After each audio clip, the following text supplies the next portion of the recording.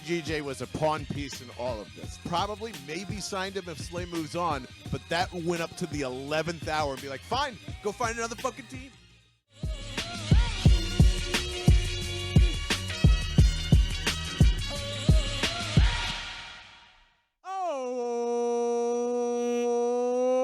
Oh, what's going on, Philadelphia? Hello, everybody. It is Bell and the Birdmen. We are back in our respective homes, but there is a lot of news to get into. I want to thank Jeff again for this wonderful T-shirt that he gave me in Chicago. I have not stopped wearing it, by the way. So if you are watching this on YouTube, please go hit that thumbs up. That goes a long way. And make sure you're giving us 5 stars on every podcast platform that you can find us. And you're listening to this on Fine Program. I don't know if that was English or not, but you get what I'm saying. Some exciting things to go over, Vince Quinn, as you definitely nailed the Marcus Mariota signing, and I am starting to talk myself into it, and maybe he's fundamentally or could fundamentally change the red zone offense. We'll get into that in a little bit, but my goodness, this CJ-GJ drama, where are you standing on this? There's a lot of the agents fucked up, and I'm not still buying that, and I don't know if we'd rather have him here or not. I don't really understand what Eagles Twitter wants. What did you want? What do you mean you don't know if you'd rather have him here or not? What does that mean? No, I just Bradbury and Slay, and now that we've had a couple of days to kind of soak it in, is just like, it's kind of a better place to be because I don't want this team drafting a corner in the first round. So, I am terrified of Witherspoon or that Gonzalez kid from Oregon, and then you're expected to be right next to Bradbury and CJ-GJ, and these are I don't know. It's funny to say, like, he's not as good as A.J. Brown, so, like, he can't tweet like him, like, and I'm there with him. I just think he'd be. It seems like the guys in the locker room were, like, split on him, too, no? After looking at this, Jeff McClain's reporting?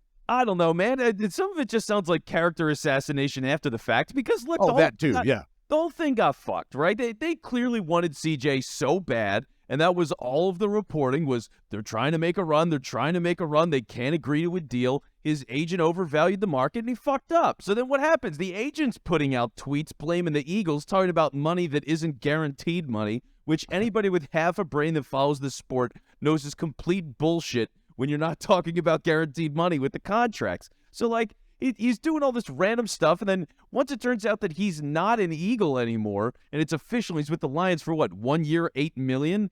Then 6.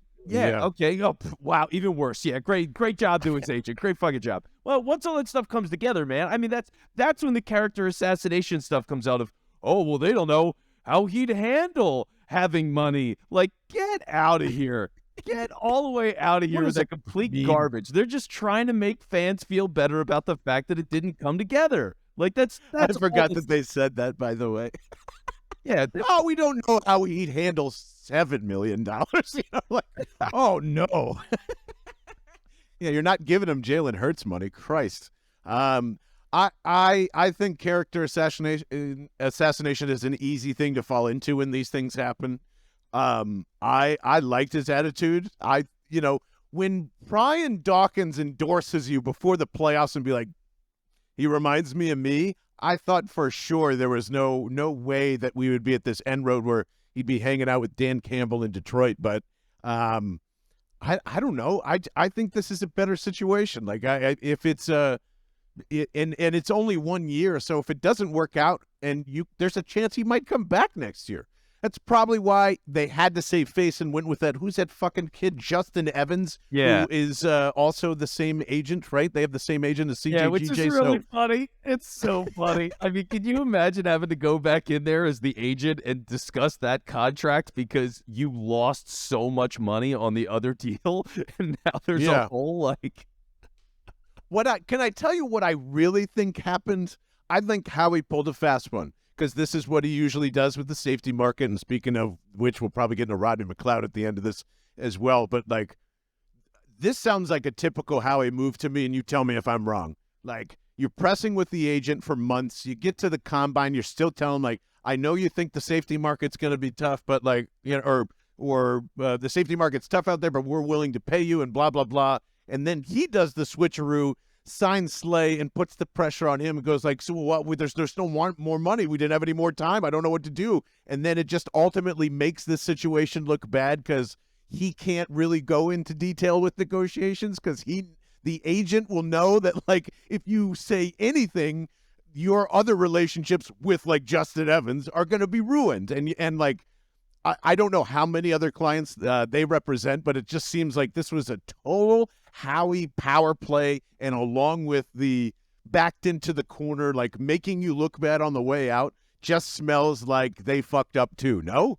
No, Howie Roseman, Buzz Lightyear, dude. This is falling with style yet again. He's done it again. Like, this is, I mean, what were all the reports around Slay a couple of weeks ago? It was that he's not coming back. They gave him the option to go and seek a trade, and they were going to cut him. Like, the only reason they didn't cut him and they renegotiated because they knew it wasn't happening with CJ. So then that's what they do is they get this fallback. And that's what they told us. Well, I think it all fits. It all fits pretty smoothly, right? They didn't want him. They were gonna move on. He's a corner in his 30s. They were gonna go with the safety, and like that's why for me it's obvious that you go with CJ because he's a safety that's 25. He's played in the slot. Like, versatility is something they really like, and it's valuable. And safeties don't get paid shit relative to the rest of the market, especially corner. So I think there's value in it. They already saw him. He was a great player. He's like 7 years younger. It's an obvious move to me. Obvious. I'm going to go deeper. I'm going to say that him and Drew Rosenhaus were having a moment, and CJ was a pawn piece in all of this. Like, I do think they would have probably maybe signed him if Slay moves on, but that went up to the 11th hour and be like, fine, go find another fucking team. Fine. And then, maybe Drew won this round and was just like, fine, we found another team. He's going to Baltimore. Like, fuck off. And like, okay, wait. Okay, well, we can do this. We can do this. I think his intention was to always keep Slay and get that compact for CJ because half of the room was split on him. And I don't know. I shouldn't say that. It sounds like there were some people in the locker room that didn't want him in there, including possibly maybe the general manager. So, I don't know. Just a theory. Thrown it out there. And I like it this way anyway. I prefer it this way. Not because of the Eagles PR media spin. You can invite him back if you really want to see what happens. It gives you another year of Slay, and you don't have to draft a corner. So, said and said. Anything besides that I'm missing in this situation here, Vince Quinn? Well, they should draft a corner anyway. I mean, Slay is old, and he's got 1 year left, and Greedy Williams, like, who gives a shit? I'm not excited about it. So, unless Josh Joby is the next Marcus Epps, essentially, and it's this guy you're keeping around for years and figures it out and develops from nowhere, like, I don't know. You need corners all the time. And, like, that's the biggest thing that I'm taking away from all this, by the way, is as much as you look around at what the Eagles have done, I mean, what have they done? It's a lot of older guys that are coming back for a year for the most part. And then some of these free agent signings, they're injured players. They're guys that have had major injuries recently, missed an entire season or 3 in the case of Evans recently, and you're not expecting anything. You're signing them for a year. So you look at the Eagles, they've got all these holes in the draft. I mean, after the 3rd round, it's like gap. They got 12 picks next year. Like, you can't look at this roster and tell me they're not going to trade like crazy into this draft if they see the opportunity. I'm just fully convinced that they're going to add like 2 or 3 more picks in this draft, at least if they can, because they got the ammo to do it. And on that, if I may, before we turn our heads to Marcus Mariota and maybe some other things, I did see that Daniel Jeremiah released another version of his mock draft. You know who was there at 10? You know who was there at 10, Vince Quinn? Don't say Bijan Robinson because I'm going to get really pissed off. No, but we'll talk about that too. Oh, that right. Lucas Van Ness from the University of Iowa, who can indeed play tackle and edge, and not a lot of people have been saying that out loud, and I think that's very versatile considering the defense in which Desai and the rest of everybody are trying to shape here. At least that's what I believe. So I don't think he's a top 10 pick, and I'm saying that as a total farmer boy homer. But he's been linked, I think, quietly too many times, and I always pay attention to what DJ says specifically.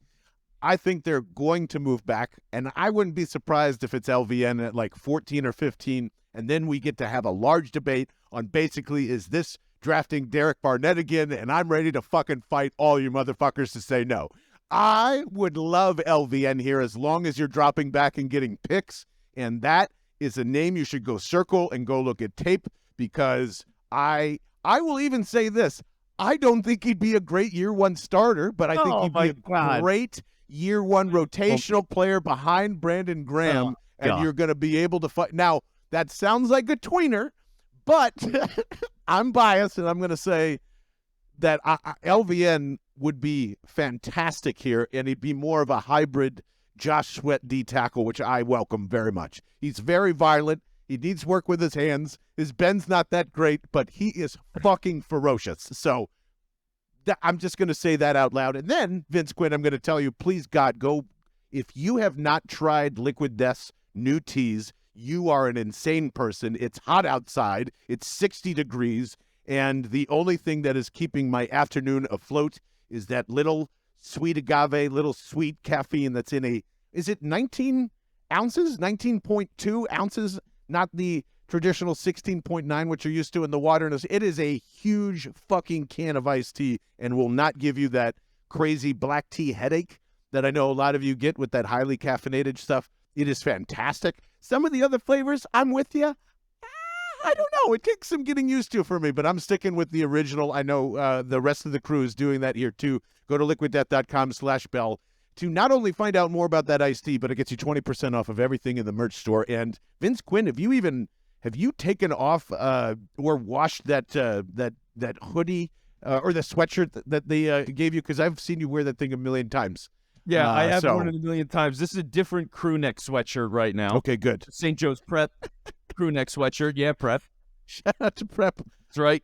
Bought it in 2008, left it in a drawer for like 7 years, was like, oh, this thing's cool as shit. I'm going to start wearing it now. And until the Liquid Death sweatshirt came along, that's pretty much all I wore. Amazing stuff, and beyond clothing, too. A lot of really cool merch that belongs on your desk or to scare people or, a dog toy to chew on. liquiddeath.com/Bell. And speaking, Vince Quinn, of things that have been left in a shelf for 7 years, welcome back, Marcus Mariota. Huh? Hey, all right. You nailed that, buddy. It finally happened. Marcus Mariota's an Eagle. So I feel like he's been, I don't know, finding his way back. I've got a lot of takes, including I just think he could fundamentally change the red zone offense. But your quick thoughts on Marcus Mariota being the second starter of the Philadelphia Eagles? One, gross. Get the fuck out of here. Two, I'm going to put Mariota on the shelf for a second because before you start talking about the delicious taste of Liquid Death and how it murders your thirst, you dropped that. Yeah. Okay, LVN, I don't think he's a top 10 guy. The Eagles should trade back for him. Also, he can't use his hands. He doesn't have bend. He can't use them. I'm saying he needs to work on them. Oh, well, it's okay. So I, based on your description, I hate the pick. I hate everything about it, and they should not draft him at all. You were also a Derek Barnett guy, and I will hold you to it. So yeah, I was. With all those things being said, Mariota. Okay, Mariota. Yeah, man. Look, I think this is the beautiful thing of he's going to be great here because the team is built for a guy like him, right? He can run all day, and who gives a shit? And for all the passing that he's got to do, you can execute a short passing offense because the thing that I've yelled so much about, John, in the passing offense for 2 years, and we saw it finally. What was that? Wide receivers catching footballs at an amazing rate and slants and stuff. I don't know. Where are you going? Slants. You said the magic word. Ding, ding, ding, ding, ding, ding, ding, ding, ding. Now that we have those kinds of things in the system, finally, thank fucking God, guys like Mariota. Wait a minute, were they not running slants in 21? Is my foggy memory just? I remember you yelling that a lot now. Do it. They just weren't running that kind of stuff. Like nothing easy over. And also Jalen wasn't completing passes to the middle of the field, and that was a whole thing. So like, that was whatever. But now that that's all changed, you can run that kind of stuff and make it easy for a backup quarterback like him and have good legs and do all that stuff, which also brings up the conversation. Because I'm with you. Like, use Mariota in the red zone, do crazy shit. The Taysom Hill era exists, and you can take something from that. But if you're going to go like that and you're going to use Mariota, I'd go after a decent QB3. What are you talking about? Ian Book is sitting right here. There, yeah. I've never seen him throw a football, but I'm telling you, that guy's got it. Yeah, he's got to go. I'm with you, and I don't think. Second of all, why wouldn't you do Taysom Hill here? I mean, this is what I was dying for in some regard. I am praying because this is another thing I'll go tell you to look at. Go look at Marcus Mariota's splash tape from on YouTube. Go watch his highlights. It's 12 minutes long. Here's the most fascinating things that I see about that. 1, very active in the red zone. Duh. 2, does a lot of QB sneaks, just like Jalen Hurts does. 3, Philadelphia Eagles. If you're not listening to this and you're not going to do this and implement it in the red zone when you have legs of steel in Marcus Mariota, legs of bullets and magical Superman type hero shit in those thighs of Jalen Hurts, and you are not putting them next to one another in the red zone with either Rashad Penny or Boston Scott or even Dallas Goedert just to go fuck some heads up real bad on what you're doing in the red zone. And if, like, how are you not doing QB power leads with Marcus Mariota getting the ball handed off to him from Jalen Hurts with Dallas Goedert as your lead blocker 15, 20 yards out? Good fucking luck. And I'm going to add on pulling Jason Kelsey, pulling Jordan Mailata, and good luck defending that shit. Or do the counter and show the same thing, have everybody pulling that way, and you know what Jalen Hurts does? He pulls the ball down and goes and sneaks around you for a touchdown. If you're not putting these two QBs on the field,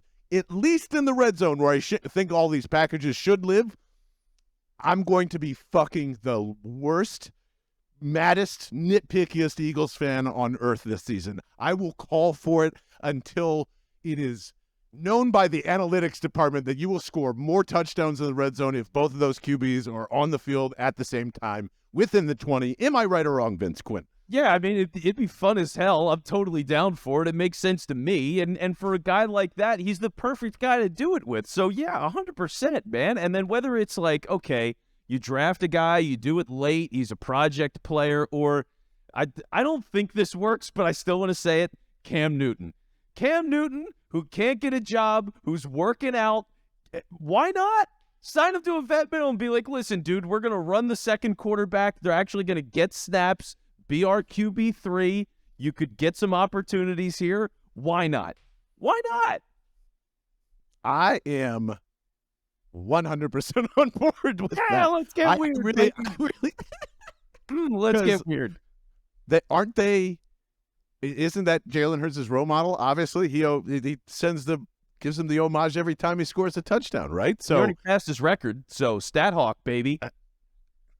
Exactly, and rotate them all in. If you want to make Cam Newton QB2 to activate him that game, and then make QB3 Marcus Mariota sitting down, absolutely. Go pay him $3 million to go hang out. He's looking for a job, right? I'm sure his legs are looking great. He was thrown at the Auburn Pro Day. Shout out to Chef Scott, who mentioned this to us as well, or at least me in passing, and saying, dude, I know this is all happening and Marcus Mariota's here, but you really give strong consideration to Cam.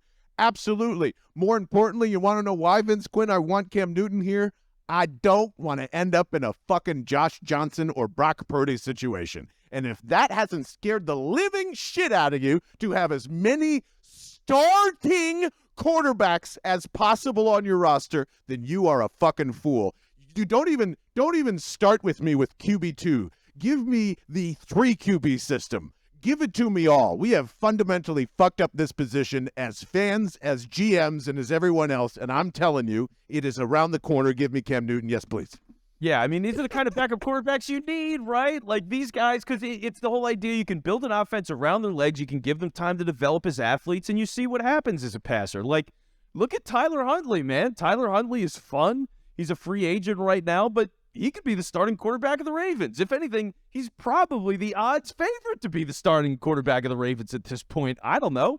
I mean, it's just like he came out of nowhere, 6th-round pick, I think it was. He's been there for a couple of seasons. He's solid. I mean, he almost won that playoff game. I think he's a good player. I liked watching him from the first time I saw him out there for the Ravens. So, like, I don't see any problem with that. I've seen You'll Like This, John, Chip Kelly guy, Dorian Thompson-Robinson, being mocked the Eagles late and do the same thing. Like, sure, if he moves like that, because I don't know, I don't watch college football, I don't give a shit, but if he moves like that, then sure, put him in. Like, that's good with me. So, yeah, like that's just how the offense is, and get 3 guys. And I know, by the way, I just want to say, talking about all these quarterbacks, and you mentioned the 49ers.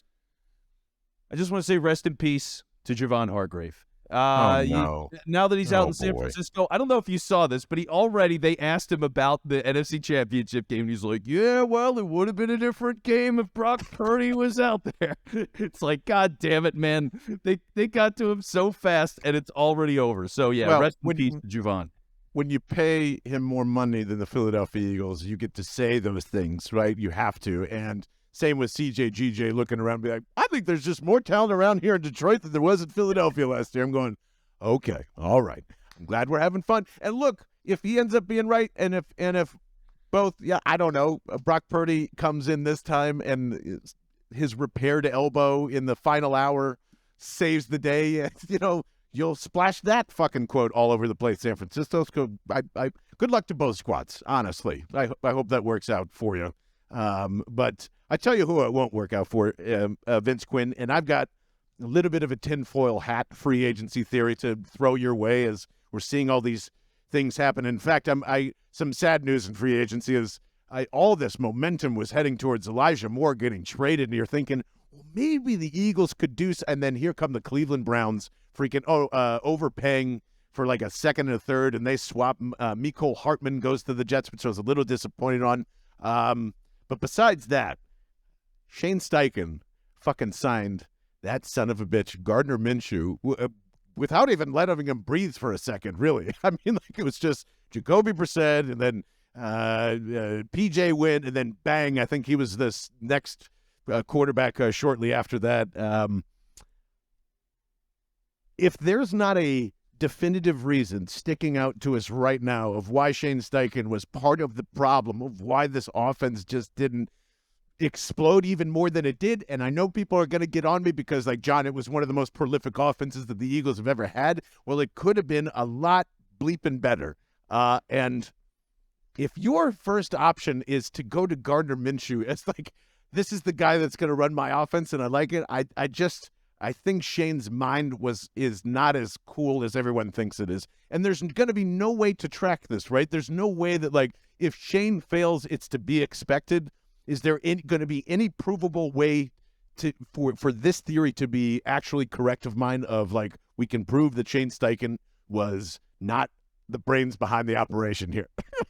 Well, yeah, I mean, if the Eagles blow up this year and, there's actual hot reads in the passing game and stuff, then yeah, like, if we're seeing Jalen pointing around and doing shit, running the offense, and really doing it at a high level, not just executing the play, but, like, directing everything, being, the conductor of the orchestra, that kind of thing. Like, if he's doing that kind of stuff, yeah, you look at Shane immediately and go, like, what the fuck, dude?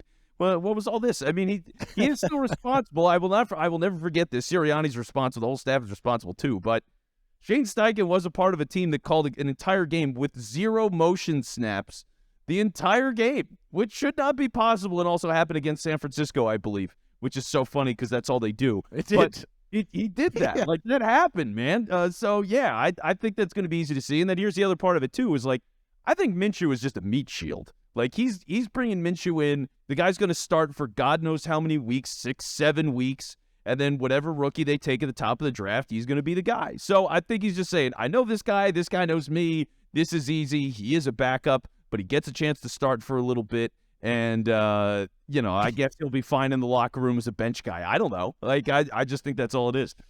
Man.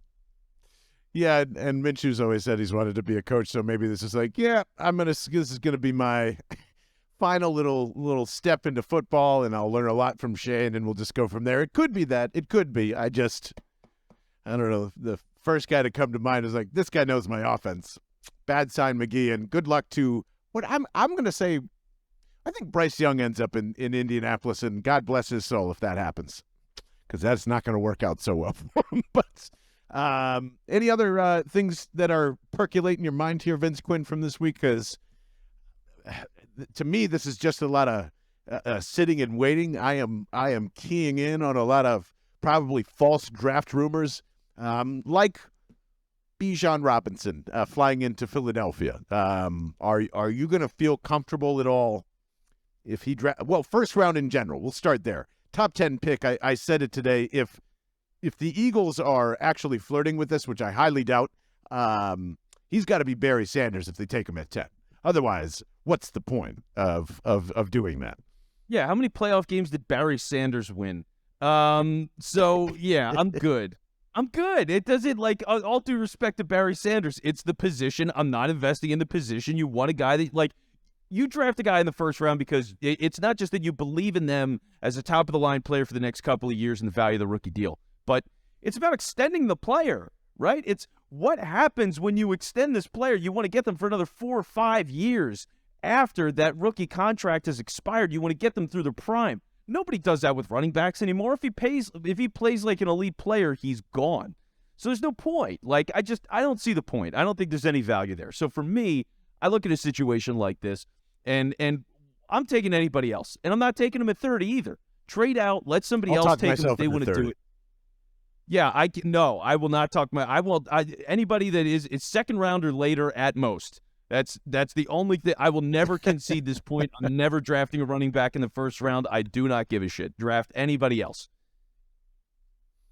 Taylor Kredatus, what would be your reaction if Bijan ends up being a Philadelphia Eagle? Because there's all the things that we said and made fun of Giants fans for about Saquon Barkley, we would pretty much just say positively, I think, about Bijan Robinson here no matter what. There's no way you don't get into like September and are like, I can't wait to see this historic offensive line and the Leonard Fournette prospect, come in and change the way that we all run the football. What are you thinking here?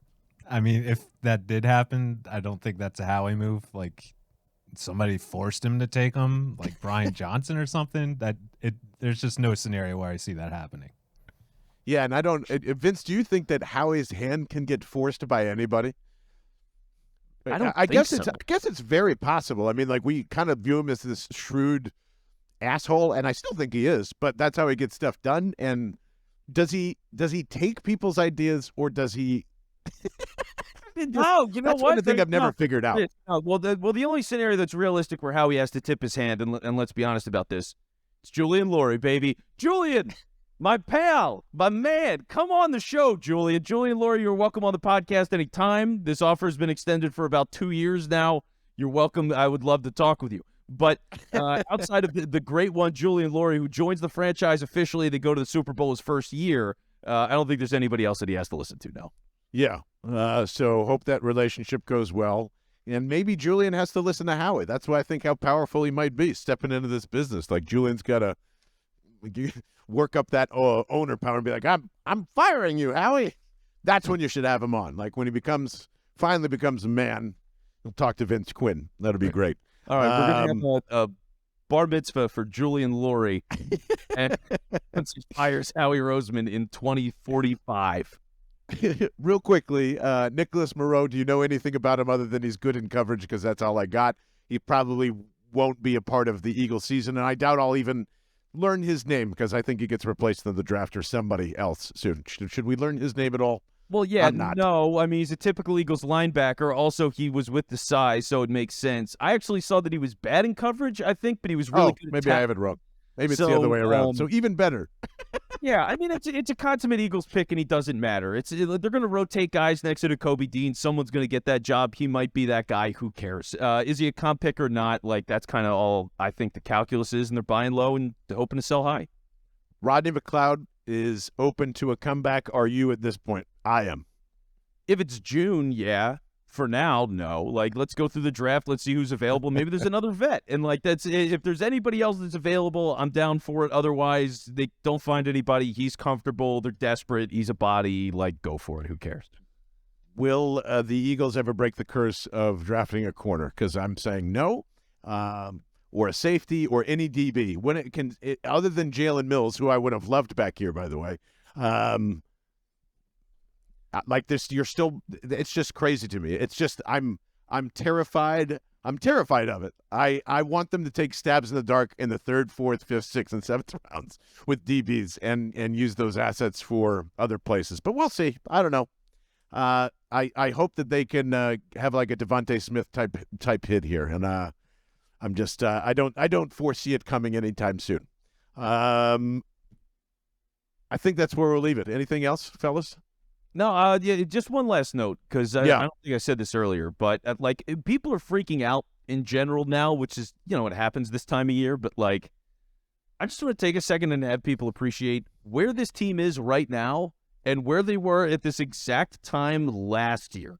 Because last year, they had a lot of holes to fill and massive question marks in places. And now, like, the confidence level in the team is so much higher. They've earned that. And they've retained a lot of good players. I mean, this team is really deep. It's really talented. There's veterans that stabilize the locker room and all that kind of stuff. So, like, I'm not worried about anything here. It's all just filler. If they get another home run player to some degree, I mean, God, like, we're in for another magical season regardless. I just think it's increasing Super Bowl odds little by little at this point. So I'm good, man. Like, don't stress so much. Give me wide receiver 3 in some high capacity. Make sure that Nook does not go to Dallas, even if that means you got to trade a little extra to the Cardinals and all that stuff. Man, that's just like the last thing I need for. I'm not worried at all, but Vince Quinn's exactly right. Like, you plop that down on this foundation, and we're not talking about much, I know everybody's upset that Fletch is back here for another year and like, oh, it's turning old instead of young again. Like, it's going to be young the very next year once you get rid of these one-year contracts and enjoy the fruitful 13 or so picks that are waiting for you in 2024. So for Taylor Kredatus, for Vince Quinn, for all the wonderful people over at Liquid Death sending us nothing but teas, seltzers, and wonderful merchandise, we thank you so much for watching, listening to Bell and the Birdmen right here on BellTheBirdmen.com. Okay, bye.